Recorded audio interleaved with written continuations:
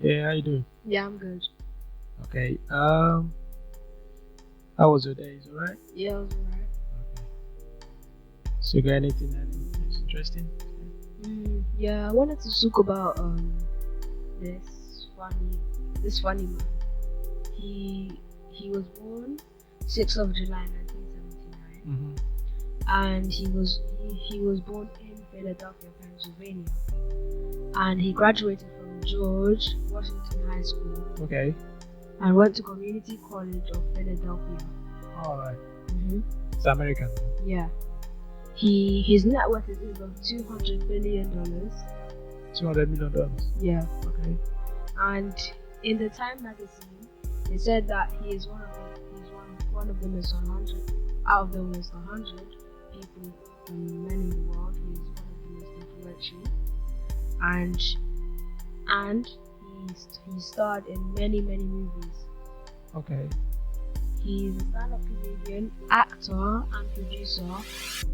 His name is Kevin Darnell Hart, aka Lil Kev. Oh, Kevin Hart. Mm-hmm. Alright. Okay, good. Yeah, Kevin Hart. Yeah. He's a charismatic guy as well, you know. Very funny. You know, yeah, Kevin when he started his comedy. Understand? At the beginning, he struggled a lot. You know, he really struggled a lot, and he used to go to all these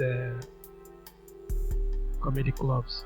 Yeah, like comedy clubs near around, because his mom told him that since he wasn't going to school, he dropped out of college, that he should go and find himself a house, and that he should come and pursue his dream. He only has 1 year to do it.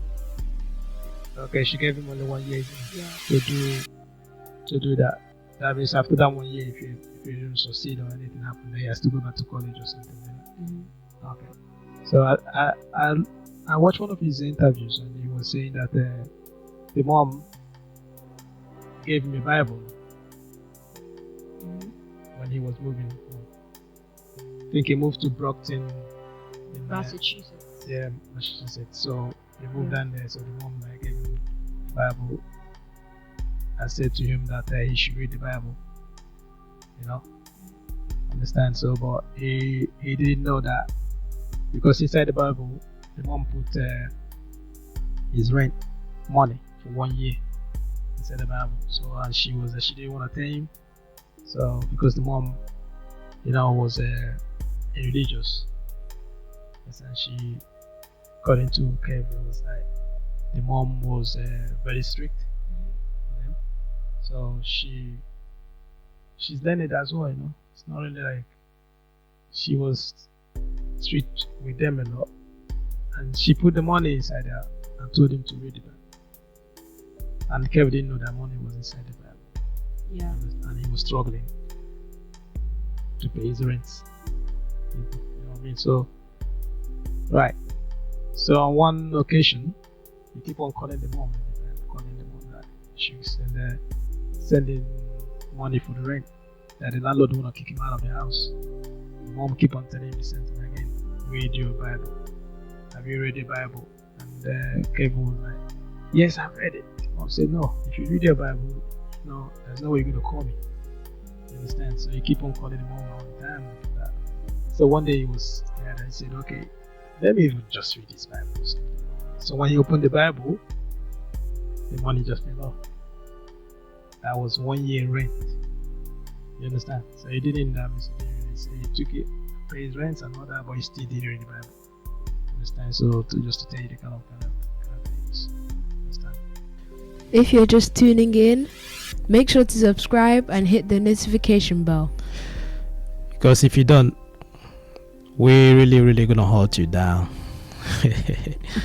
Subscribe, please. Subscribe. Yeah, that's Kevin. Yeah. Funny. And he went through his life. It was a tough childhood because his mom, he only had one parent his mum was like the only parent that he had to like take care of him, and he used humor, like and like like being funny to go through all of it, because his dad was a cocaine addict, and he was in and out of prison all of the time through his life. So he must have found it really hard. And going and using comedy, like so many comedians use comedy to struggle through bad times. Yeah, they use humor in just to like cope with their childhood. I mean, like most of them, like for example, if they have a very bad childhood, like you said, now the dad was a cocaine addict, isn't it? So using that humor, like using comedy, was like a way of just to like keep themselves up, just to be strong mentally. You know what I mean? So yeah, it wasn't. I don't know how to explain it. Being raised by your mom. There are two of them, him and his brother, isn't it? So she was the only one like taking care of them and all that. He'd be going to school, going to college, and every other stuff and this thing. So it wasn't really that easy, And he want to be a comedian, You know why? He found when he was in college that he learned that he could be a comedian. Yeah, because he thinks it's funny, isn't it? With his friends, yeah. Yeah. They said that he's really funny, that he should try out being a comedian. And I think they told him one comedy club to go to. Yeah, he keeps going to comedy clubs, but every time he went to comedy club, they used to boo him, isn't it? Yeah, because it was a very rough start. Yeah. One time they threw a chicken at him. They threw a piece of chicken at him. Yeah, they boo him a lot because though one his height wasn't by his side as well, like his height wasn't really like he's short, right? So being short and a comedian as well. Those times they make for him to say a word or for him to say his line in the comedy stuff. They keep on bringing and throwing stuff at him. Understand? They're making fun of him. Understand? So it wasn't really easy for him when he was starting. Understand? But yeah, he keep pushing, isn't he? Yeah, and he wanted in the earlier stages of his career, he wanted to imitate Chris Tucker. Yeah, he was imitating Chris Tucker. Yeah, but it didn't really work out that much. Because when you starting something newly, you're trying to find your feet. You're trying to like go through different kind of people. Like in football, some kids when they start, they want to play like Cristiano Ronaldo, Messi, or Sterling, or anybody like that. So you have to like find your feet and see how you can play, where you're gonna be. So he was looking at Chris Tucker, want to be like Chris Tucker because at that time, I think Chris Tucker was very famous. People like him, so he want to like try to be like Chris Tucker so that he might at least get some fans as a beginner starting there. But it didn't work out. It was until that he started talking about the insecurities of his life that people started laughing about. Yeah, when he start like making fun of himself about his family and everything. Yeah. So that's when he find his feet, isn't it? People like that time he has his own. He find his own calling. I can call it that way. Yeah, he find his own calling. He find his own craft.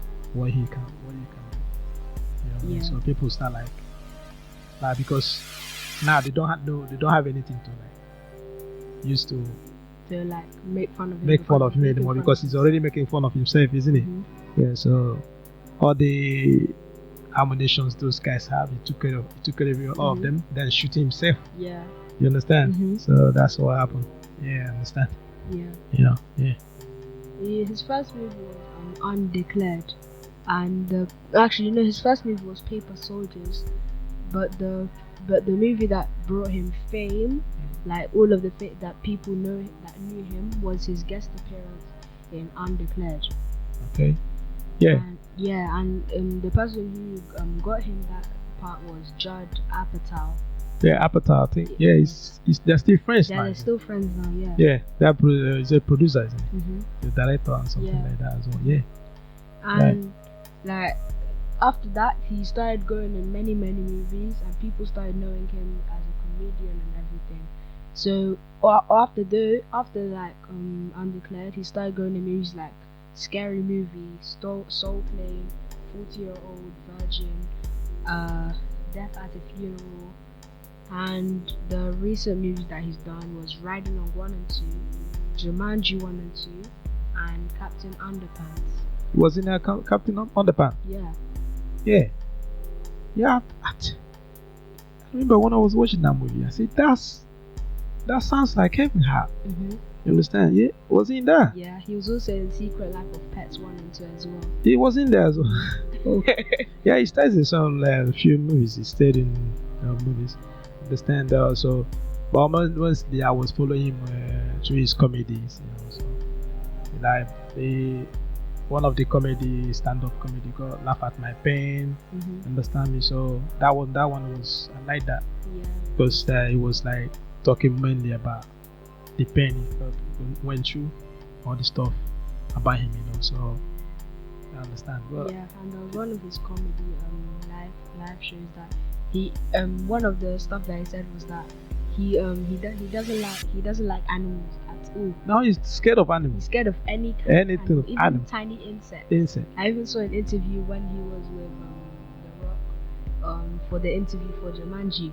There was just a tiny grasshopper. He started saying, no, I don't want that. Yeah, it's funny. Well, sometimes people think maybe like it's just like acting yeah, something, but he it's actually real. doesn't like them. He doesn't like animals. It's like I don't know, something Probably has a phobia or something. Yeah, I don't know. But I understand.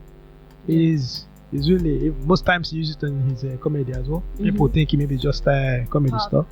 Yeah, maybe he got a phobia about it. Yeah. You know what I mean? So yeah, I don't know. But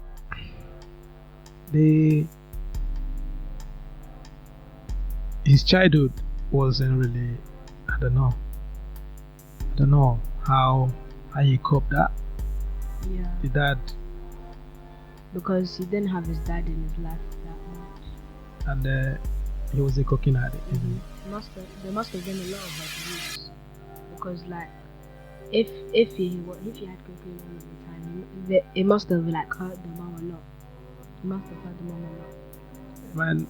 Might be, I might not understand, but people that into all those kind of being addicts or something, it's just that they're always looking for money. Mm-hmm. You understand? Because even if they come into the house, they would ransack everything. Any money that is in that house, they're gonna take. They can take properties to sell in order for them to buy. They could for their addict, isn't it? Mm-hmm. To buy the cocaine to smoke or something to drink or whatever it is. Understand? Because they're always looking for money. They're always looking for something to sell. Mm-hmm. You understand? That must be very, very bad as well. It's a very bad experience for him as well when he was there. So, and then he keep on going every time, going to jail and coming out. Yeah. Out of jail and all that, coming out. Understand me? So, but the mom was some mothers are very strong. Mm-hmm. Some mothers are like they are like a man, and a woman put together. Mm-hmm. Understand what I mean? Because she had to be really strong to take care of all of 2 sons at the same time without a husband who was just getting in and out of jail all of that time. So she must have been really strong. Yeah, he was strong, So and And Kevin and his brother, I think it's Robert. They must have helped the mom a lot as well, because they must have knew what was happening. Because the mom can't handle all of her stuff, because like in Philadelphia it's not that easy. She has to care about the boys a lot as well, because there's a lot of gangs and stuff happening there as well. Yeah. And then Kevin he went to school. Understand? Mm-hmm. But it's just that what I realize that most times some kids, some of them, when they had a very rough upbringing, right? They grow quick. You understand what I mean? They grow so fast. What I mean, like because it's the mom only, and the mom, she's suffering a lot. Understand? So they just want in the They have situation to like become an adult. immediately. So that's what I'm saying. They grow fast. So what I mean is that because the mom is struggling a lot to raise both of them. So he'll be like, no, I want to support. You understand? What am I going to school to do? Let me find something. You understand what I mean? Because I remember when he moved to Brampton, he was working in the shoe shop, isn't he? Yeah, he was a shoe salesman. Yeah, shoe salesman. So you know that because he needs to get money. What he was thinking is just how he needs to make money to take care of the mom. Do you understand? Just to support the mom and every other stuff. So that's why maybe like with that, he start thinking of what to do. His friends telling him that it's funny, looking at Richard Pryor and Chris Tucker and Chris Rock, some other guys that are there, they're comedians. So he really said, okay, yeah, he's gonna try that, isn't he? Yeah. That's where he followed him. Yeah. And he took off. Yeah, he took off from there. But taking off, it takes a while. It takes a while, and another thing is that when I think he surrounded himself with some good people. There are some friends that he met. Those good of friends he's moving and he's still moving around with them now. Understand that all of them together, they form like it's part of a family. So they got each other back. Understand me? So when he find his faith, he surround himself with people with the same mentality, people that will help him. You understand what I mean? So that's where it goes, for Kevin. Understand that? But he's really funny. Yeah, he is really funny. He's really funny. He always makes everything into a laugh. He'll make everybody laugh at everything. Yeah, makes everyone laugh. It's controversial sometimes as well. You know, some people can argue about what he's saying, that he doesn't like care about what he says and everything. Yeah, because in one of the interviews, he there was a time that he said that one of the people that didn't really like him, they said that why are they like, when he's doing comedy, doesn't he think about people's feelings? He said that I'm not doing it to make people sad or anything. I'm just doing it to make people laugh. Yeah, that's what comedians do. Yeah. You know, making a laugh. But the thing is that it's not. You think it's not that easy to just say you talk everything about yourself in public. No. You know what I mean? He talk about his children. He makes fun of his children. He makes fun of his daughter. He makes fun of his son. He do his head like that. You know what I mean? He talks there, makes fun of his family. He makes fun of himself. And I get to me. It's not easy. It's very, very. You need to be thin-skinned.